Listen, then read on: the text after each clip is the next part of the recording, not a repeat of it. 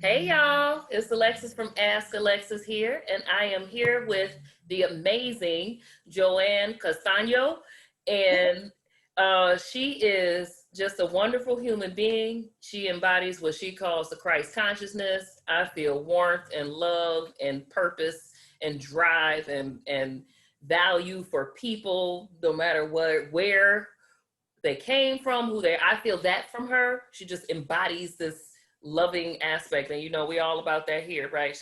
If I had to classify her, she would be a tender heart bear as opposed to a grumpy bear.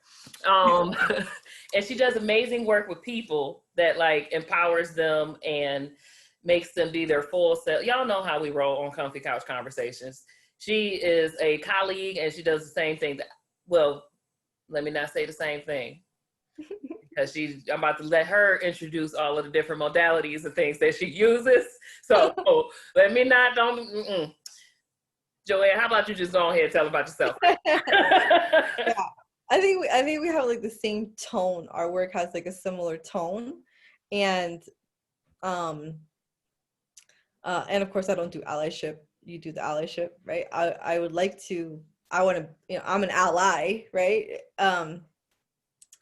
And so what I do is basically I just really love it's like fulfilling for me to be able to guide people. So I'm an emotional health coach, but to be able to guide people to get how loved, valuable they are, and to really see their own greatness and completely alter their reality to one that feels really good for them. That they're just like create an alternate reality that works for them. A lot of us, we grew up in a particular environments that may or may not have worked out for us, and What there is was the particular environment? We don't sugarcoat stuff on Comfy Couch Conversations. So like, yeah, yeah, I know what environment you're talking about. Let's talk to the people. right, okay. So so me personally, I grew up in a pretty chaotic environment. There was domestic violence, there was alcoholism, there was a lot of loudness because we come from a very loud family, and very passionate, and like we all love each other, but we get into a fight, things can get physical, and then we got to talk it Aren't out, you moving? right? And it's like, okay, what happened? Okay. um and those experiences stay with us, and how our body, our mind, our thoughts, how we react to that stays with us too. And so what I feel is so powerful is when you grew up in whatever you grew up in, and it has served you in some way, form, or fashion, because I know it does. Not that it doesn't always feel that way, because some of it could be very traumatic, but for my personal experience, it has brought me to a place where I see how everything led to who I am today, and I can have gratitude for it. And it doesn't mean that I liked all of it. It doesn't mean that any of it was fair, but it was just what was. And the fact that I have created a completely different environment for myself, that I feel safe, I feel heard, I feel nurtured, I have the support that I need. I've created that for my kids, um, is something that I would not have known before. So There's just I just heard this so loud, chain breaker, right? You, for real. I, Like, yeah. so just so y'all know, before I forget to talk about it, the topic of today's Comfy Couch Conversation is going to be skills for connection at multiple levels. And that's what I hear Joanne saying, that so what I heard was, no matter what you grew up in, no matter how much it has left an impression on you, you can become a new and changed thing. And that change thing, you can have deep, intimate, valuable, safe connections that are not always full of volatility, criticism, violence, and hell, substance abuse, right? Like, Right, yeah. That's real. Yeah. and what Mm-hmm. tools do you use before we get into the skills? What tools do you use with your clients? Because you mentioned some of them, but then we got so into the transformation. I just want to make sure people know how you do what you do. Yes. Yeah, so I basically use all the different modalities that I've learned, and then the skills that I've used for myself. So some of them are leadership training and personal development, mindset growth, neurolinguistic programming, which also is hypnosis, timeline therapy, Reiki, so energy, which is energy work, and emotional intelligence, spiritual awareness, and and faith for those who, you know, have that expansion. I use all of all of the tools, and then also the natural tools of like essential oils, you know, knowing what it is to know feng shui and how that impacts my space, and you know, anything and everything I could learn and use and apply it to myself, because I'm always my number one client, and I can share that with people, and then people find also what works for them, right? Meditation, guided meditation, breath work, somatic work, it's just so many different tools, and and then, you know, my own life experiences. So I really get to utilize those things for myself to keep myself There in go a my dad. I told you he was gonna come when we was. oh yeah. But it's all right. It's a comfy couch conversation. Cool, right? That's family. So it's like when I created my business, before I created my business, I was really clear that I wanted to do something that would always keep me in my own spiritual practices before I even knew what I was doing. And I have created that. And it does. And I'm learning too. It's not like I do it perfectly. It's not like I have, you know, but that's part of it. That's part of being human. No, I love so for me, I guide people through personal transformation, and you mentioned all those different modalities. I'm still learning, developing language for it, but I had a spiritual awakening in 2016, Mm. and I was just following my moonbeam. That's what my brother called my intuition, my consciousness, whatever, my Ori. He named it, and it's been Your living ever moonbeam. since. Yes, but what's Love that. interesting is the moon. Moon is my dominant planet, Uh-huh. and I, you know, as most spiritually aware women do, you flow and ebb with the cycles of the moon. Mm-hmm. Um, but so I learned a lot of these different tools before I had language for them, Mm-hmm. through my spiritual practices, which was meditation and learning what I call them shiny thoughts felt like, right? So like the mind races, but the shiny thoughts are the downloads. And they have this feeling that has like the breath of life or this aha feeling attached to them. And when I pay attention to those, that's like my divine guidance, or I believe you refer to as Christ consciousness. Um, but what I like that you mentioned was so you mentioned a number of tools like essential oils, meditation, somatic work, neurolinguistic programming. Because what people don't realize when we're making those transformations for the life we want to have instead of the life we were dealt, Mm-hmm. you are reprogramming the way you interact with your entire world through every sensory perception you have available, and a few that we can teach you to learn, that like to perceive, because they was there, right? And so when we talk about connection, one of the things that when I was learning, like going through my transformation, I Mm-hmm. had to set an intention for interaction with people. And that helped me because I was always thinking about what they were thinking about me, or what role it was that I had to play, or what I could get out of the situation without realizing it's what I could get. I want to be clear about that.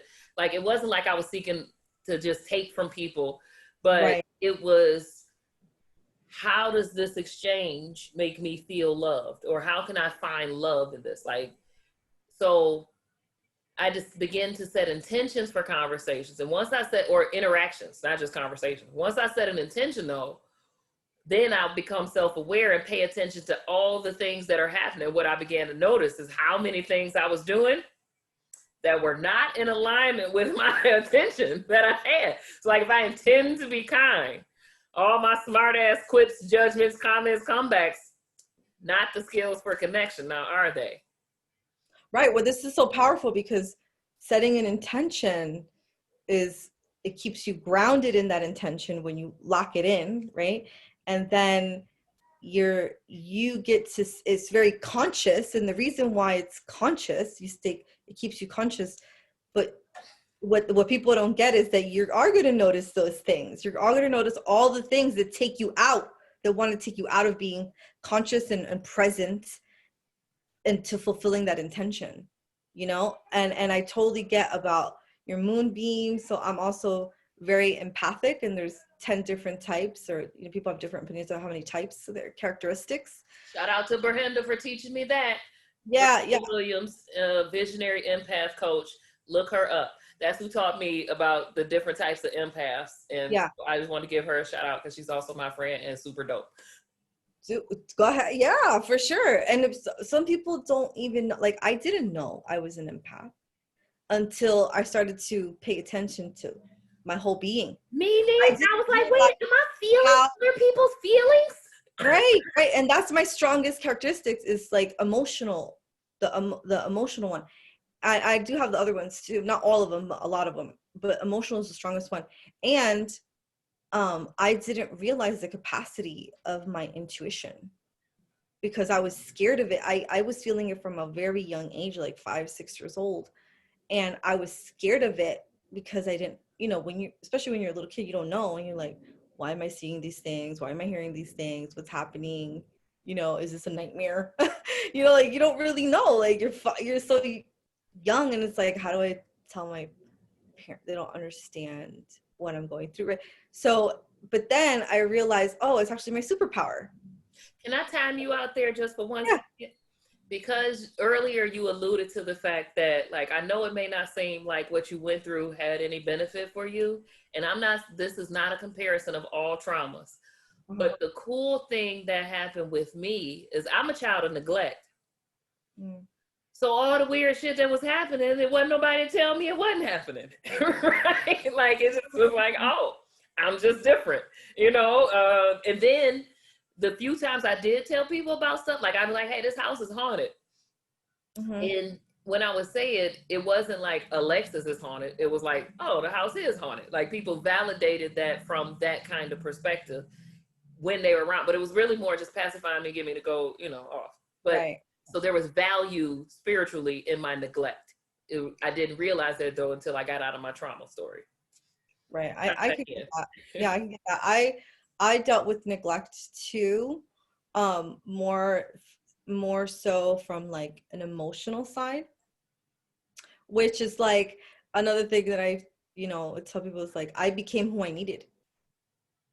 And I know that that happens in the world, and I know there's people that has them feel a particular way about themselves because they didn't get what they needed. And then how do I teach people what I learned of how to give yourself that, but also how to get that from community, because it's both and, That's you that know, talking connection about skill. community. Yeah. How do you teach that?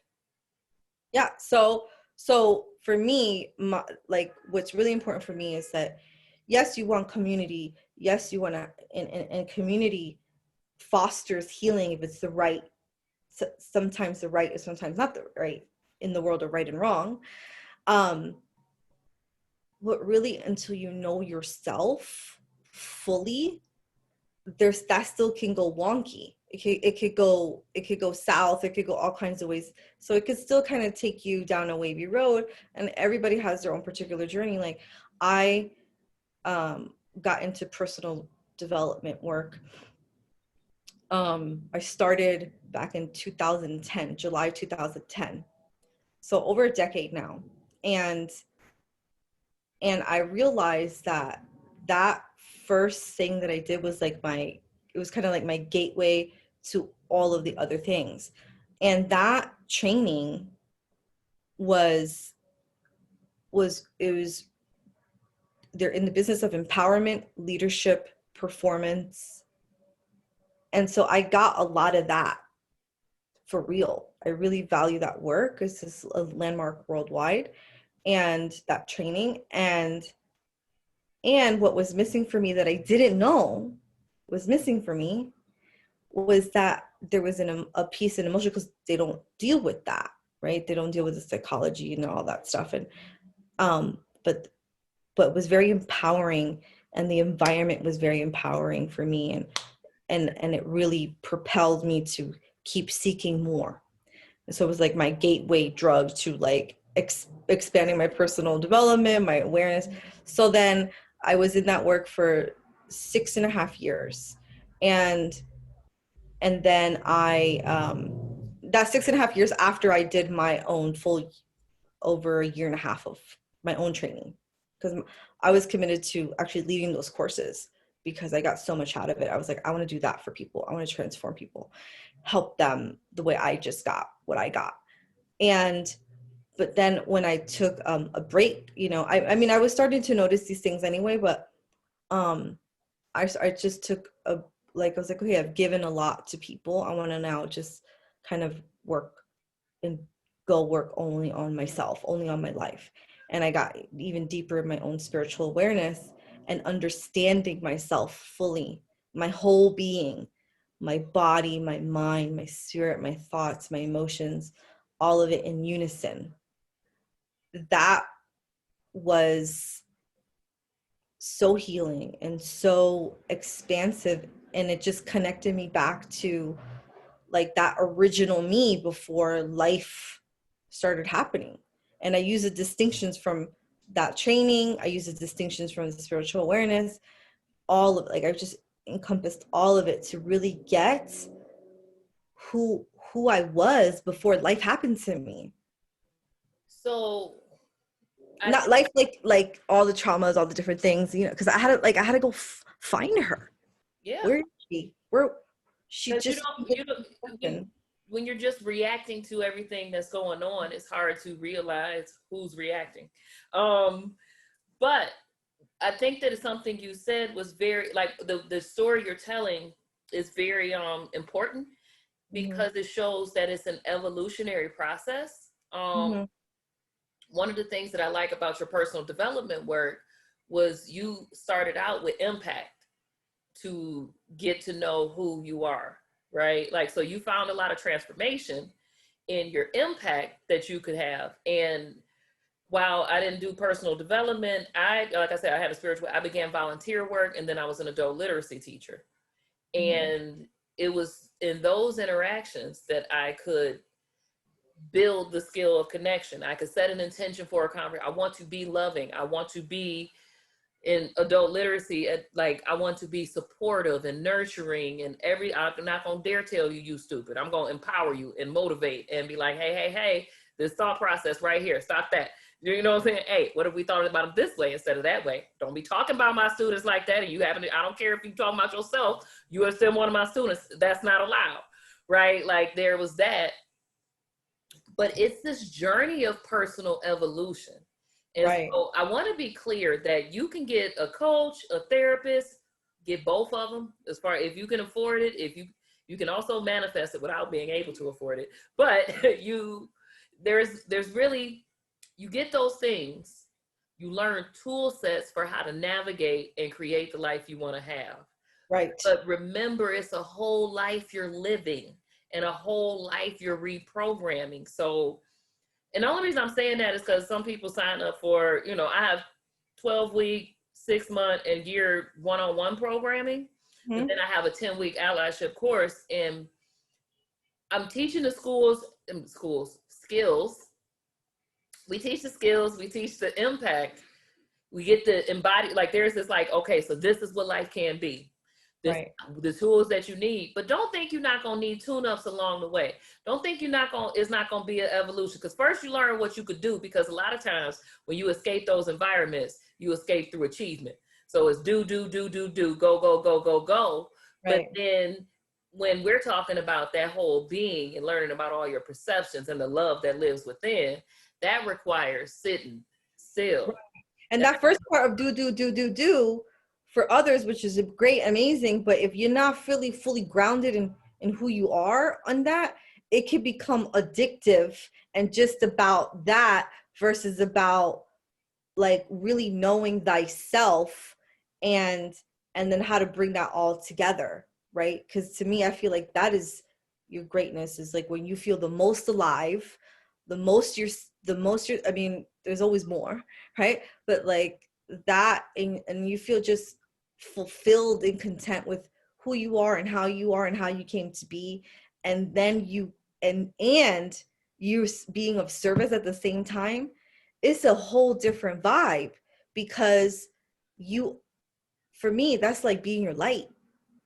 So you're just being your light in the world, and then you get to serve whoever wants to, whoever that light is attracting. And sometimes it's going to attract all kinds of people, right? Even like relationships. Oh, you may notice that, oh, I keep attracting these guys that like, need help, you So know? before we move on to that part, because that's an important skill, I want to just give the viewers. Yeah. Oh, I forgot to tell y'all something. Like, subscribe, and share to this channel. Share this video, subscribe, and wherever the button is on your screen. I don't know if it's gonna flip me Be a around. share bear. Be a Right. share bear. I'm share bear. Share bear is on my shirt. Share. Thank you. I love that you brought that in, Joanne. Um, but we're talking about the difference between do for achievement and Mhm. embodied self intentional expression, which often still leads to achievement. Yes. I just want to help them understand the difference a little bit, because Yeah. they look like, when you look at the doings of both of them, it could be the same. Yes. But Mhm. so a leader that would inspire you to be a better version of yourself and not a version of them. So the person who's a doer is going to teach you how to be like them. The leaders who inspire you, they may have things that you like, oh, I want to try that and see if that works for me. But they're going to inspire you by being an example of this embodiment. They're going to like, you'll notice that they're so like, not inspire the solution to your fears, Mhm. but inspire you to be like, I want to be more like this personal characteristic. Like, I want to be more charismatic. I want to be more kind.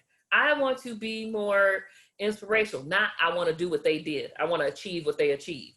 So, like, that's it's very subtle the way these thoughts play out, which is why that level of deep self awareness is necessary. So you can catch the thoughts that are motivating your actions. And Right, because some of those thoughts could some of those places you want to be is already within you. There's just something where you haven't felt free to fully be that. And say so more about that. Like, what does that look like? I, until I got, and I continue to get more connected to my, I feel like the the youngest version of myself, where I felt my full innocence without taking any responsibility on yet, that I just took on, was probably like 4 or 5, where I felt like I could just play, I could just, like, I was just being a kid. But I think about between 5 and 6, that changed. When you was Yeah, fun time, right? I could just be sunshine. Yeah. And I could be like, hi, friend, and be friendly, and everything was like, the world was like this beautiful place. And and getting connected back to that has really, really empowered me to know that I've always been here. Like, that little girl has always been here, no matter what happened. She was never lost. She's always here. And now she just, all these barriers of protection, because of the traumas, because of the environments, because of the people, because of the liars, or because of the misunderstandings, or because of all of the things that have accumulated in life, that said, oh, I gotta be a strong person. Oh, I gotta be a fighter. Oh, I gotta watch out for this. Oh, I have to be cautious. Oh, I have to be hyper vigilant. So next thing you know, it's like a layers upon layers upon layers. And And until I you started, sleep for all the things you got to do. right, but all of it was like, it was all like, these are the ways that I can take care of myself from all this stuff that's happened to me, versus, oh, I know how to take care of myself now, because I understand myself. I understand what I need. I know how to read my body. I know how to I know how to understand why my mind is going the way that it's going. I know my triggers. I know everything. I know like what my feet like. I know how I want to receive pleasure. I know how to give myself that pleasure. I know so much, like it's never ending either. And when I got that, and I could try, and I had environments that would also foster these different workshops. I've done embodiment workshops, that have also been really, places where you're really holding space for me to be able to let go of that armor. And one time I even saw the armor, and it looked like, literally it looked like, now I understand why I connected so much with Joan of Arc. It's like it looked Like a that shield. armor has been through some centuries, you know what I mean? and but when I could see it external from me, i I broke down, like, because I get to take it off. I was so exhausted from trying to protect myself, that was all I was living. I went and I did like a tantric, I was into a tantric workshop, the healing tantric, not the neo tantric. Not there's anything wrong with that, but I'm I about to was, say, I'm there. That the sexual tantra is in my future. but it's also the tantric work is very healing. The initial work is very healing. And it was a workshop, and it was an intention. It was like, okay, you're gonna set this safe bubble. You're gonna put yourself in it, and you're really gonna just like, and I set that intention. And when I did that, and I broke down crying, and I was like, why am I crying? And then it was so crystal clear. It was like, because you've never really felt safe. And I got to feel safe in that bubble. And it just, it's like, when you've gone through so much and someone just comes and holds you and just lets you be in whatever space that you were in, and they just letting you let go, and you feel safe enough to do that. It's so powerful and so healing. And and to me, like, I've done so much work, and I will continue to do it. But it also reminded me, before I knew anything about personal development, spiritual awareness, any modalities, any and all the things, the one thing that I knew was my faith. And my faith helped me feel safe, um, protected me. It really, I remembered how much, and sacredness, how much that made me feel safe in a lot of ways. Now, there was also other ways that it impacted me, but I got to like the core values of the faith is what had me, what basically got me through before I knew any of this other stuff. So I, it was like a full circle I, for me. I want to say you were very fortunate Hmm. to have your faith be something that like got you through, and like to have that, because for a lot of people, faith is another source of disappointment. Faith is I mean, there are people, religious abuse is real. And I'm not even just talking about, how in some religions it's more like pedophilia is more prominent. Hmm. I'm talking about, like, if you are uh, queer in any way, then Yeah. that is like that part of your identity is stripped from you and erased. I want to say something about that really Okay. quick, because that actually happened to me too. It was, so I was raised Catholic, and I was, baptized Catholic or Christian, and when I started to become more of age, like I did my confirmation, my communion, all these other things, right? Then when I became more of age, and different life things happened to me, I felt impure.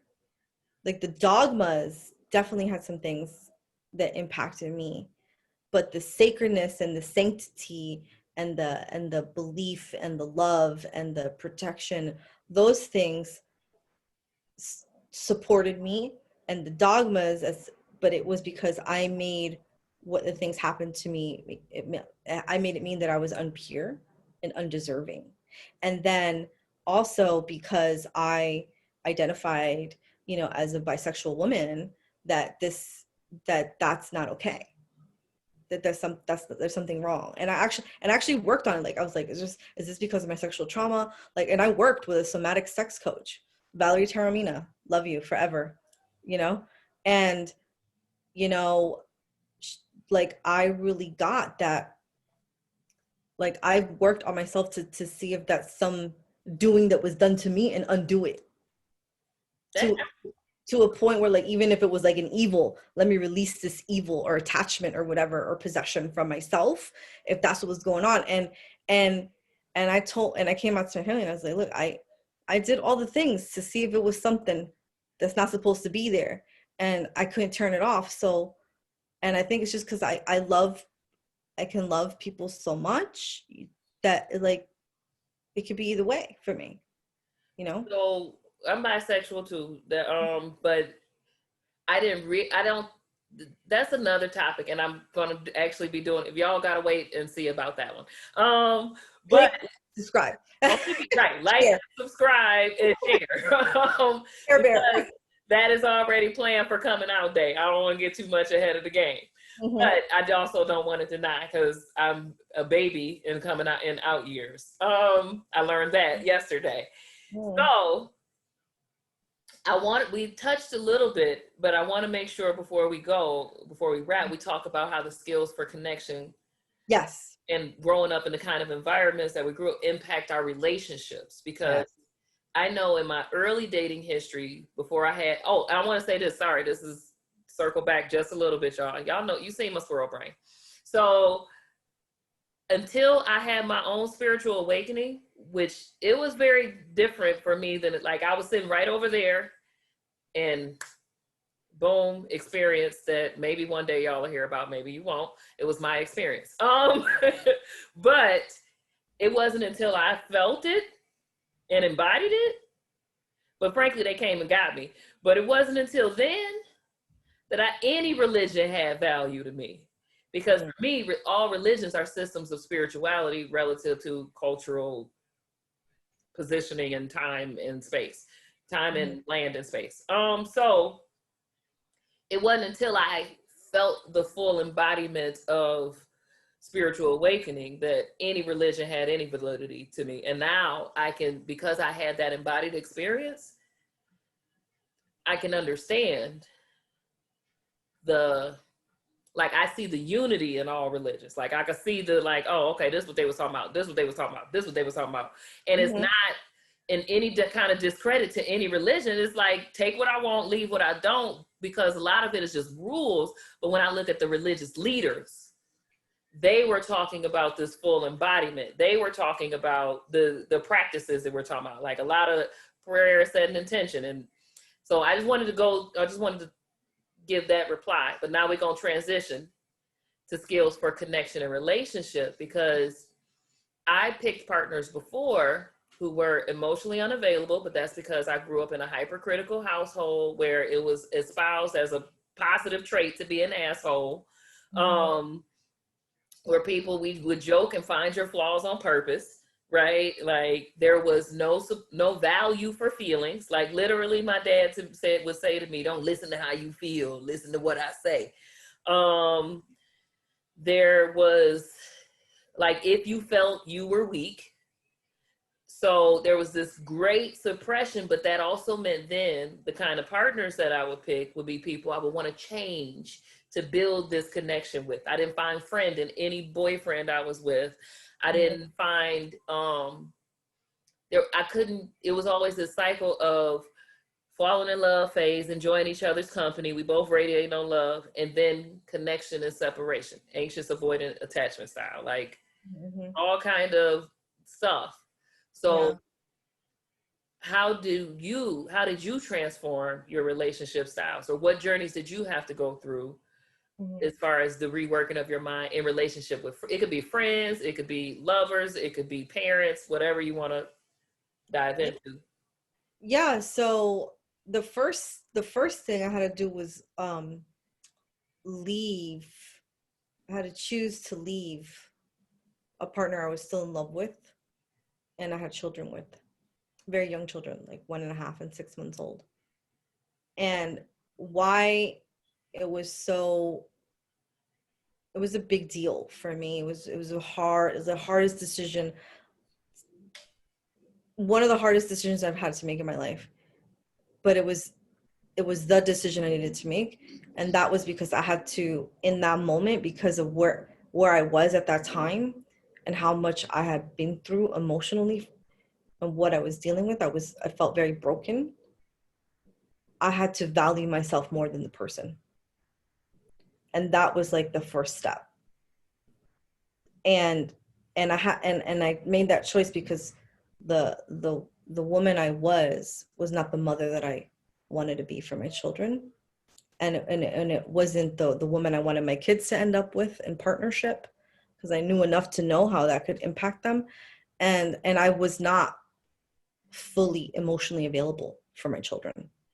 And I knew it because I was going through it. So I had to leave. And it started with that declaration, but in that What I made had, you choose to leave instead of try to change? oh, because I had already been through all of that. I had I got to that point where, like, I know I gave this my all. So when I'm walking, there's nothing that I didn't do. There's nothing I didn't do to try to make that work. So I walked away like, all right, I gave it my best and this is still what's happening. So I gotta, like, they chose what they chose and I'm gonna choose what I need to choose, because it's just out of integrity for me to stay in this. And why am I doing this? And what am I waiting for? And I don't have to stay stuck in this. And I remember something I told myself a long time ago, because of the relationship dynamics that I grew up with. So, I grew up around a lot of toxic type of relationships. And so that my relationship had become that. And I told myself I would never stay in a marriage, because culturally we stay, my particular culture, Latino, I'm Puerto Rican and Colombian, but a lot of the cultures, like, you stay in these relationships for years, even though it's the way that it is. And there's an impact on the children, and I was one of those children that was impacted by that. And so I realized, okay, I got to make this call, and I got to make this call. And when I made that call to step away, I did. And we had done personal development together. We had done all the different things. And I realized, like, okay, there's this is just comes down to choice. They're choosing what they want, what's working for them. And I need to choose what I need that's going to work for me right now. And so, and for my like the envision I saw for my children, and I told myself I'll never be stuck. So when I made that call, I also had to look, because I didn't have all the resources, the financial resources. I didn't have my family here. I didn't have I didn't even have a vehicle. I didn't have really, like, a place to go, like another home. I started to stay at my friend's house. So, but I look back, like, flashback of my life, and, like, you know what? This is going to be hard, but you've been through hard. You could do hard. So let's go. So now let's go. So I had to make that choice. And I was like, yeah, I've been through some shit. So that's how your trauma worked for you. It became My strength. so, like, in your despair, you was like, but wait a minute, I've survived worse, so I know I can survive this. Right. Then it became your springboard to move forward. Right. Because I was basically choosing to become a single mom Yeah. with no real support structure and And no in the finances. face of, like, cultural shame or cultural, like, dogma Everything. that says that that's not the case. Yeah. Well, I think that that's really important that you bring that up Mm-hmm. as your example for, like, relationship connection, because what it sounds like you discovered was, until you were willing to put your desires first, and not just desires for, like, I'm not talking about, like, oh, I want, but I heard you mention, like, the kind of people I want my children to be, the kind of person I want to be for my children. And in this situation, I can't become that. And I can see that I'm not that. So I must exit no matter the cost, or no Right. matter the perceived cost, right? Like, no matter how much I have to overcome. Right. Um, I just want to illustrate. I just want to make this point to the viewers: like, subscribe, share. But Comment. the it could be. It doesn't always have to be like a toxic environment. It could be. I had a client I was talking to yesterday, and their older brother never wanted them around, but their mother was always working, and so the brother had to be the babysitter. How that plays out in their relationships, though, is when they're stressed out, they don't trust that their partner wants them around. Mm. And you and here's the thing, I want to make sure, so like, it's these simple stories that are playing in the backgrounds of our mind that teach us how we deal with certain types of energy. And so if I'm feeling like if I'm feeling like nobody ever wanted me around, that's a sense of an undervalued, like an undervalued personal identity. So I'm Mm-hmm. used to people not valuing me. So then it's easy if I'm not doing something, I'm not earning something, or I'm not like taking care of them, or this one that happens. I'm sure it happens in a lot of relationships, but I'm speaking specifically to male female relationships, and where it is a lot of, I've heard recently, I had a conversation with a few men. I know it's not all men, and I value the men that it is not in so much. So I want to make sure I shout out to them before I bash the ones I'm about to bash, because I want to shout out and elevate progressive, emotionally intelligent men who want connection and want to be a good partner and not consume their partner. Frankly, I want you to be like that no matter what kind of relationship you're in. Right, right. But the type of men I'm about to bash are, and when I say bash, I'm just gonna point out places, areas where you may be unhealed and what that can look like. So men who feel like, oh, it's a competition and you should be competing for me. And while I may play my gender roles, I may play like I not play. And when I say play, I'm not perform in the role of. Mm-hmm. I know that you need to be earning your place in my life. You need to be like, there's several women out here. I just get another pick me woman, right? Like, I'll just do it because it's a competition, and then you should know that it's competition out here and then behave accordingly. And what that means, though, then, is that if you have a relationship with that kind of man, you're in a transactional love, right? Like, I have to earn love from you. Conditional. It's very conditional. Yes. Mm-hmm. But then if I don't play my part at any given moment, you now have the right to do whatever these your unpleasant characteristics are, right? Like, so maybe if you cheat a lot, or maybe if you become unavailable, or maybe if you just don't come home, or whenever you want. Well, you weren't meeting my need. And with my couple clients, when I'm teaching them how to connect, it's like, it's the relationship, and then it's two stewards of the relationship. And Yeah. so your actions are like, you get to have individual actions, but they affect the quality of the relationship. So The whether whole. I'm playing my part or not, like, it's good to take care of the other teammate. It's good to take care of the other person who's a steward to this relationship. But you don't get to just go out and cheat or go out because your needs not met. You need to have the courage to do what you did and leave if they're not willing to put it into work, right? But you don't get to change who you are because you have unmet needs. And that's the thing that I feel like the men I praise, they're right here. You see them? They're right here. I praise, they're all right here. They have that the men that are not healed yet, that I'm trying so hard to be respectfully bashing, Mm-hmm. they don't have, right? Like, I had a conversation where this stemmed from, Mm-hmm. to where the justification for this train of thought, like, oh, I get to, is because if I be like this guy, you won't want me. You only want the guys that are emotionally unavailable, that's gonna treat you like crap. And so I'm gonna become the kind of guy that treats you like crap instead of finding women that want me, Mm-hmm. because they feel entitled to all women. Yeah, and really, what I want to say about that, and kind of merge the two things we were talking about. So for me, I had I made a declaration. I checked in with who I know myself to be, who I've been, what I've been through, and then I had a defining moment. And then I made another declaration of like, our intention. You call it intention declaration, because our words have power, and our will is stronger than our habits. And I said the best thing I could do for myself and my kids is to be the best version of myself. And now what I didn't know then that I know now is the best thing I could do as a human being is be the best version of myself. And that will emanate out to however many people.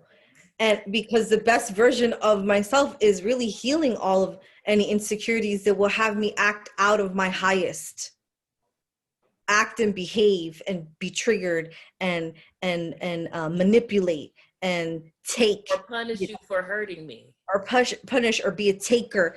It will be out of character for my innateness.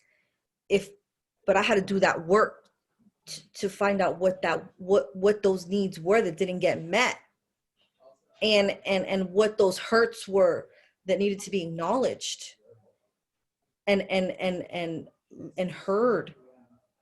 And I don't mean like I had to be a whole audience, but like I had to hear it. I had to let myself hear it. There's a lot of times where I disassociated.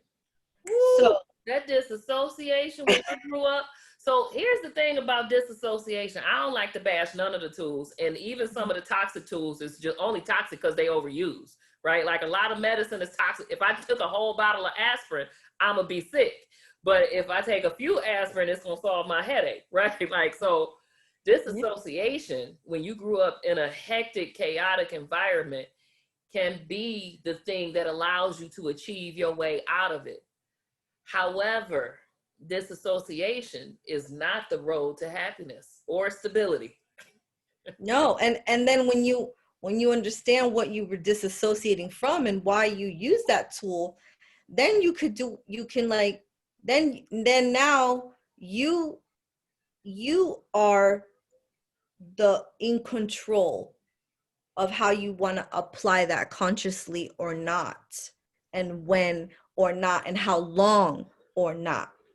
Like I'm gonna disassociate from this corona for like an hour because I got things I gotta do. Okay. But I'm not disassociated from the impact, so then I'll come back to it. Like I could pop in and out.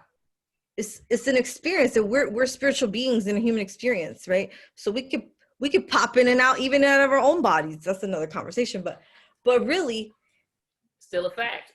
right? But really, I got that I could step into this side, or I could step into side when I understand the fundamentals of my neurology, how my brain works, how this is really four brains. It's like my body, my brain, my heart, my body, my spirit.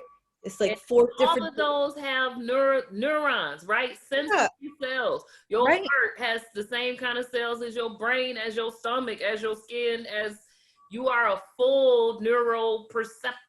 You never mind. I can't Everything. get the right word out. I'm gonna step out. Everything.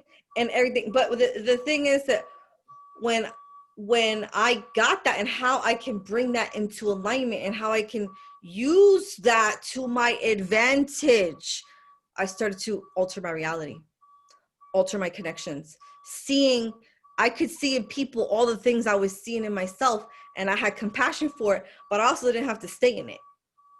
I have compassion for your situation, and I have that Christ love consciousness for you as a human being, but I don't have to continue to stay in something that doesn't work, that's not working for me, and I can support as much, but I'm not going to martyr myself. That's not my role. I just want to say, to me, the thing that make like having your own, going through what it takes for your own personal transformation, you realize how much it's an individual journey and can't nobody do it for you. Nobody. That, for me, and I don't know how you got to your, like, I don't have to stay in it, but the fact that I know that it's a personal journey, that's what stopped me from trying to heal another to build relationship, right? That's what stopped me from trying to like love you into change. Nope, I can inspire your change should you want to change, but you have to do the work, just like Right. I had to do the work. Right. And And that's why we all got to do the work. I'm just throwing my, no, you all gotta go. got to do the work to create a shared future, right? A shared and inclusive future. We all have to do that work Right. individually. Yeah, no, I And then totally get it. It's true. And for me, how I got to that for myself was I saw that I was struggling and suffering a lot because I was waiting for someone to rescue me. It was my environment, my upbringing all over again. Like I was in this thing and I just wanted someone to rescue me. I wanted to escape. I wanted to leave. I wanted to find some other, I loved my family and I still love them to this day. But at that time, I didn't understand why I was tired of being scared all the time and having to know how to do things that I didn't know. I was 10 years old. I was like, I need to go learn how to do CPR because if something happens, I got to know how to like resuscitate a mofo. You know what I mean? So it was like, who does that at 9, 10 years old? Right. Like, so, if you but knew, it was, well, I you know, realized. many Americans are doing that right now at 9 and 10 and younger. I just want to throw that out there. Like this is not some foreign concept. We're not like Oh, unique cases of people who've had to go through stuff. The right. wealth gap in the United States creates scenarios where this is the case. When you Right. don't have enough, I tell you what, it's a lot harder, which just that makes us superheroes in my book, right? We are for real life Care Bears. It makes it harder to change your mindset when you focus on survival all the time. I can't think about what I'm thinking about when I'm thinking about how I'm gonna live. Right. I didn't even, and I can't even say that I got to, not until maybe if like, you know, probably Corona or a little bit before Corona, I was starting to get to it, but definitely when Corona hit, I was like, you know what? I choose to thrive. I'm done surviving. I'm not going to survive Corona. I'm not, I'm going to thrive amongst whatever's happening. Pandemic, no pandemic. Cause you know what? I excel in chaos. I could use those tools. I could use those tools that I already have to handle this. I was This, built for this shit. you're right, Right? exactly. Like, And the fact that I'm here makes it confirms it because I'm here during when it's all happening, and who I am and who I consider myself to be. So it's like, all right, no, I made that defining moment, declaration, and then I got who I was, what I'm capable of, all these things. But really, but when I was in that healing space, I was so raw.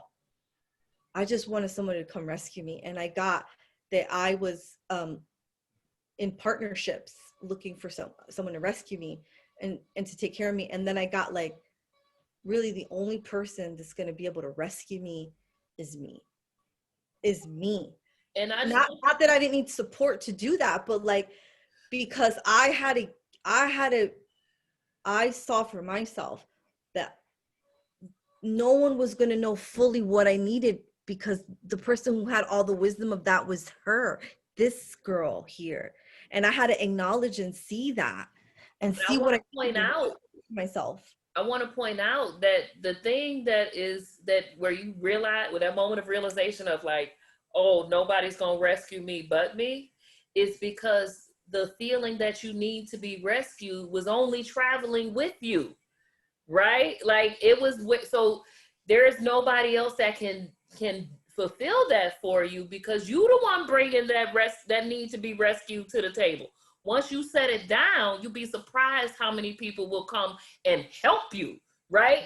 They'll Right. help Because you, I but they're didn't not feel safe. gonna save you. They Right. can't Because save you. the why I wanted to people to rescue me was because I didn't feel safe. And then I got to a point where like, I'm tired of trying to create safety and only living and trying to create safety with myself, that I realized, oh, the way that I can rescue myself is teaching myself all the ways to allow myself to just know that I am safe, and bring that to me, and bring healthy environments, and bring healthy friendships, and um you know healthy work relationships, and there was a learning curve in each phase of this, but at some point where you keep working at it and you, like you said, you hold that intention.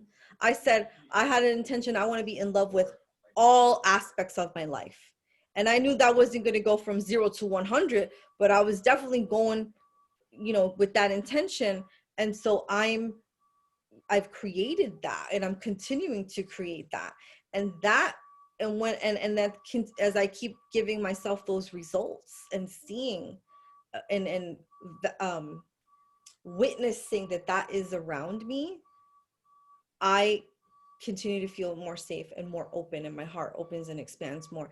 And I know that, like, and I'm so grounded in reality. Like, I know things can happen or whatever, but I continue to grant myself the permission to feel safe and to let go and to keep letting, because there are things that will keep challenging that, and that will grip you, but I refuse to be gripped.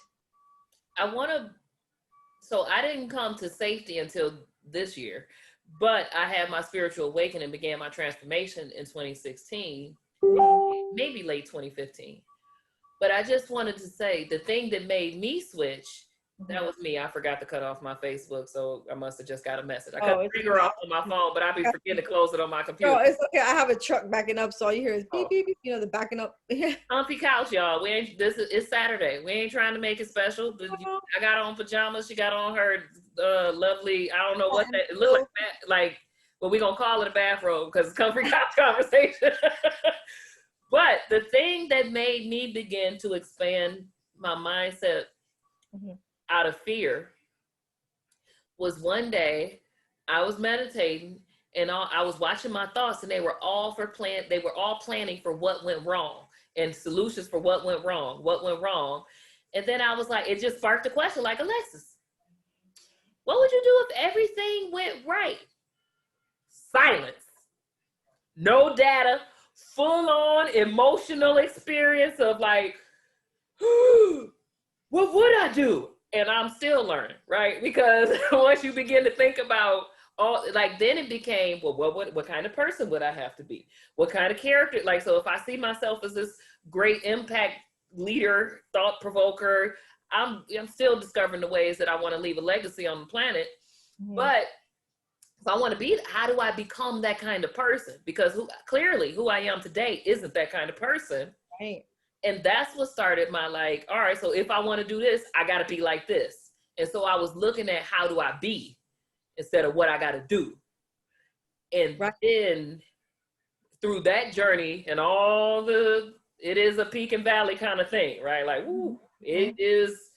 But what I noticed is over time, where the peak started out like way up here and down like here, now it's more like, so there's still ebb and flow in life, but the distance between my peaks and valleys is way shorter, right? And way more stable life, emotional stability, way less volatility.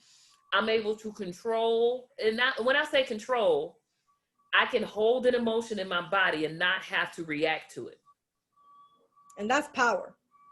Yes. Now, that doesn't mean that I can think clearly or I can, take on a bunch of tasks. When I recognizing that I have that emotion, especially when it's rage, like lately with all this going on in the country, rage been in me a lot. Oh, yes. Tempering that rage so I don't take it out on the people around me, so I can keep connection and not project the rage onto people who, first of all, nobody deserves it. But there are sources where it may be more useful to channel that rage than other places.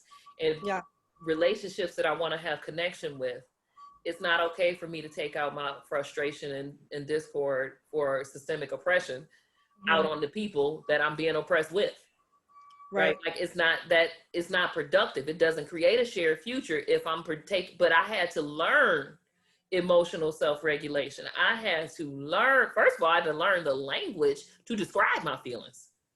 Yeah, you had to understand what you were even really feeling and what was bringing that up.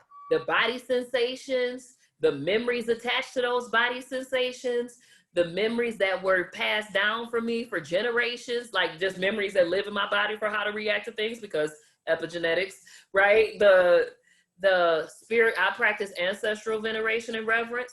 So feeling directly a memory that is from one of my ancestors that is reacting, and it be over here or down here, and like it's in spots in my body when I sit down and think about it.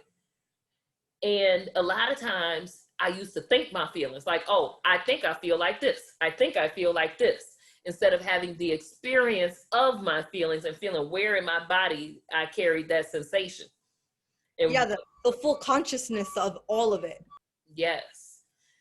So, do you have anything else? Oh, I'm sorry. I forgot to tell you this before the call, but I decided this morning to start doing this. So, I'm going to tell you this and then I'm going to say some things so you can think of something and then Okay. we'll come back.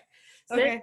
I'm Alexis of Ask Alexis, I've decided that the comfy couch people, Uh-huh. yes, get to ask Alexis something that I don't know ahead of time. Oh. So you get to come up with a question to ask Alexis. While you're thinking of a question, Mhm. I am going to say something else that I did not think of ahead of time, but that's the point. It's a comfy couch conversation. So maybe I'll just do a wrap up. Mhm. Um, some of the things that I noticed, the consistent themes that came up, whether Joanne was talking about it or I was talking about it, was connecting to who you are, but who you are from at the most purest state, which is your choices. Mhm. And then learning how to choose for a rich, full, embodied experience is the journey of life. So with that in mind, all the different ways and modalities that we talked about, we didn't even get to the value of scents and essential oils or different plants, but that's okay. Y'all heard me talk about plants last week. It's a lot. It's a lot to cover in one. In an hour, it is Yeah, it. it's a lot. So, there's a lot of ways, but here's the thing. This is the really cool thing that y'all can do. First, like, subscribe, share. But then hire one of us, right? I got a spot for 4 more clients. And I was talking to my business developer today at care43.com. But she's amazing. But I was talking to her and I forgot what I was talking to her about. Oh, well, hire a coach. Probably your vision, because she helps you, kind of Yeah, like, she helps me like narrow down listens my to you lane. and then she gets you. Yeah. You were telling me. So I have my business coaching program, Speak, Serve, Sell. It's an amazing program that teaches you Amazing about how program. to I'm have in a too. social impact business model. And so like you can scale your business in order to be able to make more change in the world, which is something I'm all about. But then I have my business developer at care43.com. She's helping me develop my brand, what my audience, who I want to reach, and then build my website out so that it looks like me. Just want to give those shout outs. Yeah, and I have such a long list of shout outs, but I'm just gonna say to all the people, all the healers, all the all the body workers, Here. all the coaches, all the spiritual mentors, all the friends, all the just the love for the people that like loved me like family, even though I wasn't their blood family, and have looked out for me and have supported me. Thank you from the bottom of my heart to all of you. You have contributed to someone who wants to pay that forward tenfold. So That's called an investment in the world, in my book. yes, yes, yeah. So hire one of us, hire someone else, because guess what? We didn't gave you a bunch of names too, right? Like get your life. That's all Right. you got to do is get your life and you'll live your life. So with that being said, Joanne Castaño, what do you want to ask Alexis? And there's no boundaries, but I will like an answer could be none of your business. Okay, I hear that. The question that came up for me was, how would Alexis, what is her most expansive version of being loved? Like, You just gonna go. you can have it, if you can have it like all of how you exactly want it, what would that, do you know what that would be? And also, do you know how to tell somebody that? This is a loaded question, but would you then be able to fully receive it? What would that be like? So I'm a work in progress. We all are. I've been thinking about this a lot because my most expansive now is, are you giving me category of life as it relates to love, or like how does love permeate all categories? That's a good question. But I want to say it more in like an intimate partner relationship, but it could, some of that could fall in all categories, but then you have that one person that you want to give you some little extras that you don't really expect that from the other people. You know what I mean? Right. Okay. Okay. Mhm. Good. So, whew, a theme that has been coming up more and more and more lately is you don't got to be perfect to be loved, right? Mhm. So I don't want to have to be anything. I would want someone who admires the best parts of me so much that they want to care for the worst parts of me.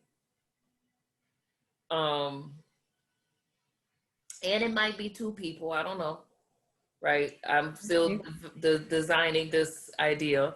So the answer to would I like the is no on all fronts, but I'm developing. So I would want them to be nurturing and kind as a person. I need to admire who they are as a person. And for me, how that looks is how they treat the people in their lives. Right. Yeah. However, I do still want that special feeling. Like I want to be their special person. Hmm. This Um, is all you, like you, all the love that you want, that you want to feel, that you know that you can bring to yourself, but you also want to receive that from another, and to like, what would that feel like? Can you even fully receive it? Can you imagine how amazing that would feel? And then you can verbalize it, because when you can visualize it and imagine how that would feel, and you feel into that, then it was so easy to verbalize. so the answer once again is no, but I'm building that concept. Mm. Um, Got it. Okay. and the reason, like I know it's no. So I had a relationship that went south in the beginning of the year, Uh-huh. right before the pandemic lockdown happened. So there was a lot of room for reflection, and I couldn't go thought it up to distract myself from all those feelings. Yeah. And it also ended in a way that was the worst possible way for it to end for someone like me with my set of traumas, which Mm-hmm. means it was also my greatest opportunity for healing and expansion. Mm-hmm. I'm still building what that mental concept looks like, but I know it's someone that I can have fun times with, Mm-hmm. funshine. Sunshine. Um, they are vested in the smile on my face for their own satisfaction. They are hopefully a part, like ideally a partner in my work, but that's more because I'm a person that stays busy. So having someone whose company I enjoy to stay busy toward similar endeavors seems kind of ideal. So I got to enjoy their company enough for them to be around all the time, because we got a world to change and let's go get it.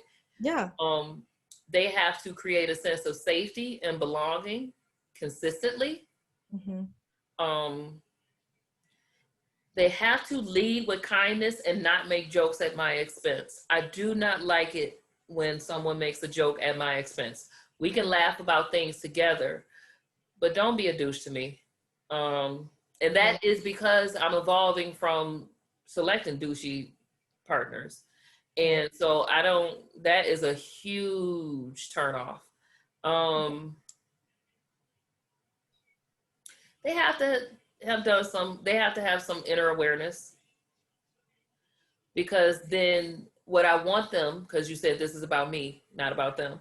So what I want them to do is to be able to like help me in my process, and not to ask, like I know it's my process to do, but just like I'm a coach, I can see when people be off, right? And then it's kind of like, well, have you thought about this or have you thought about that? Like someone that could be like, they need some extra nurturing today. Let me do that, because then that amplifies the best version of them. Right.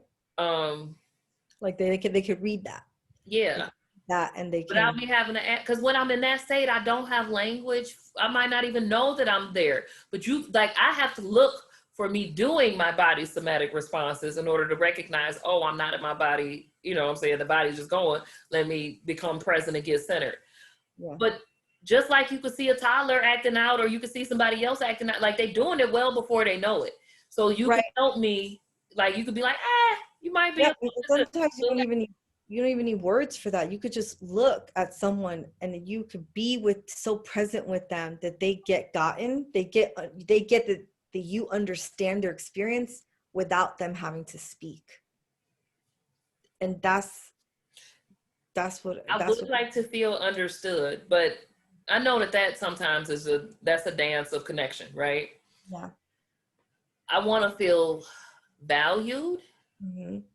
appreciated, and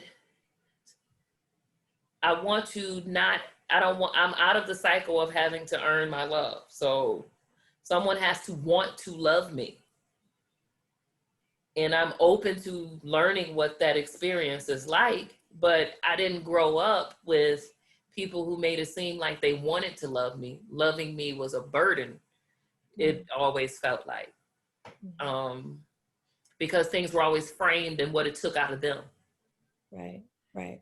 So someone who wants to love me, like sets intention to love me, I want to feel that intention to where I don't have to question it because I can feel it, because now I'm aware of how to sense and perceive it.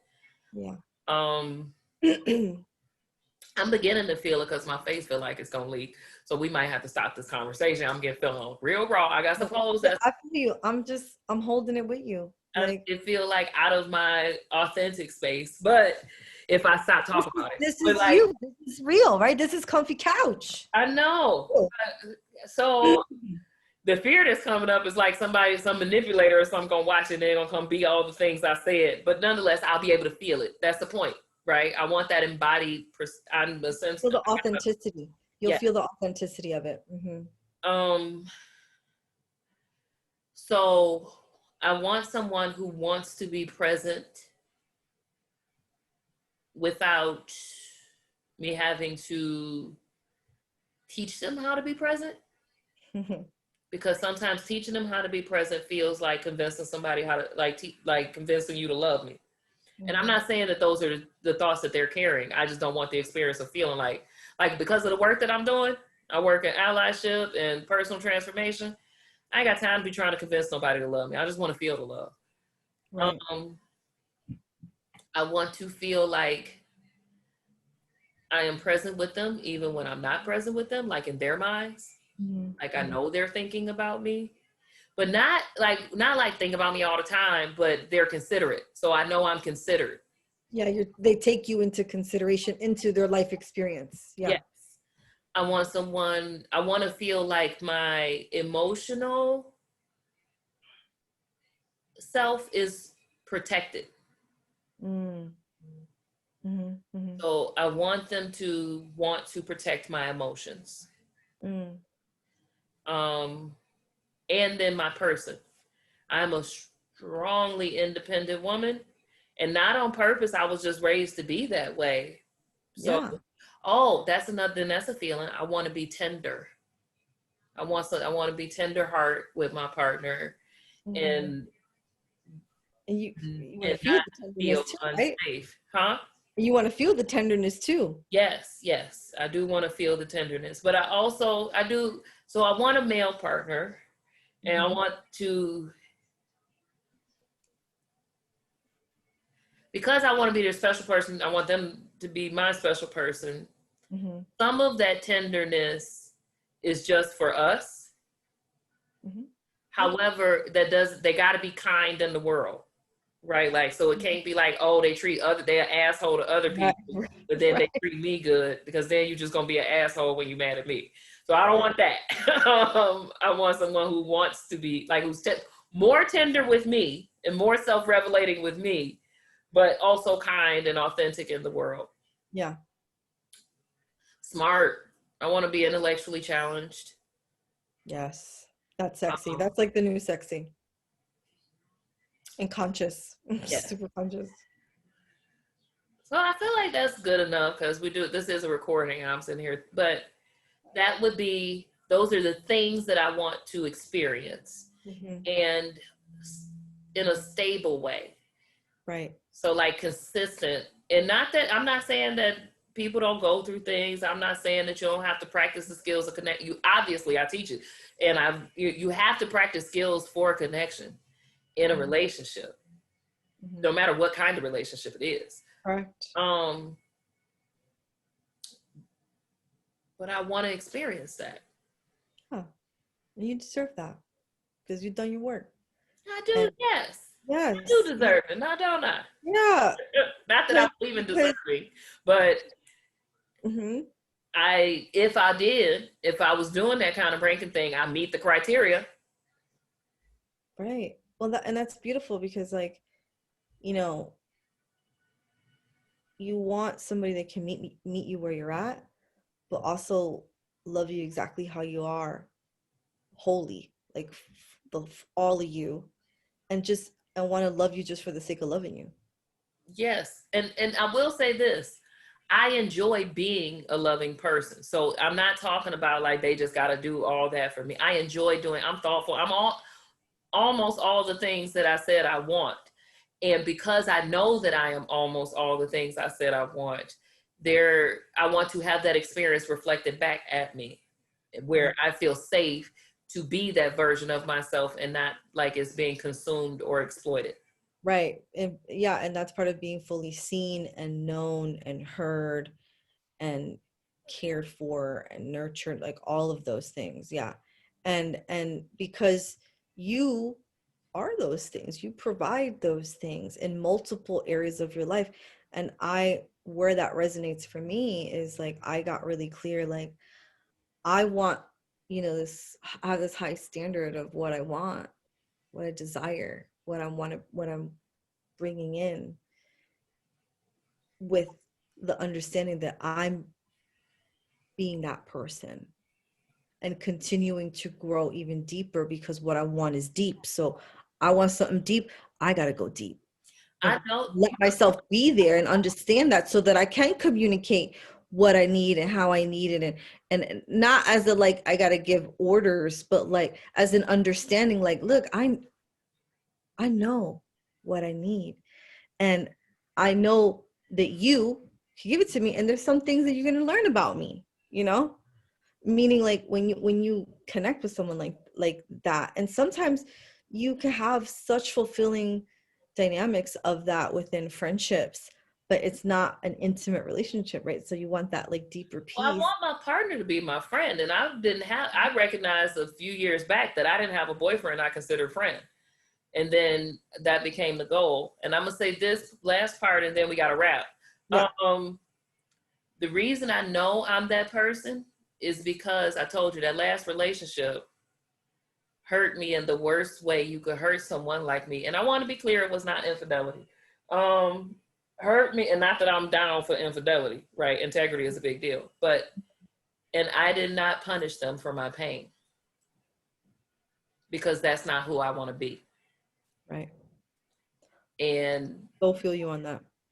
and then I did the work when it happened. Like I immediately got a therapist, right? Because I knew that this traumatic event happened and I'm going to be emotionally charged.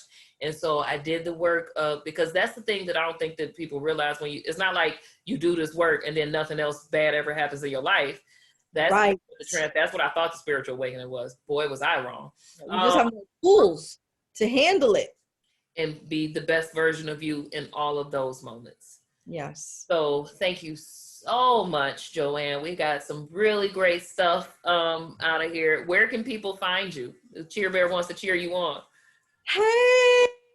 So you can find me on Facebook, Instagram, or LinkedIn. I'm in Facebook. I'm Serenity Emotional Health Coach, and on Instagram it's the same way, and on LinkedIn it's my full name, Joanne Castaño, which shows that I'm an emotional health coach and the things that LinkedIn shows about a person. And or you could message me in DM, or you could tell Alexis, hey, I don't know, I can't find her, connect me. Put it in the comments, right?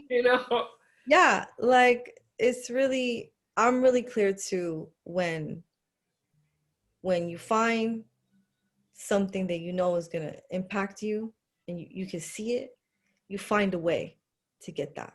You find the finances, or you make unreasonable requests, or you make, you say, how can I do this in payments, or how can I make this happen, or is there some other way?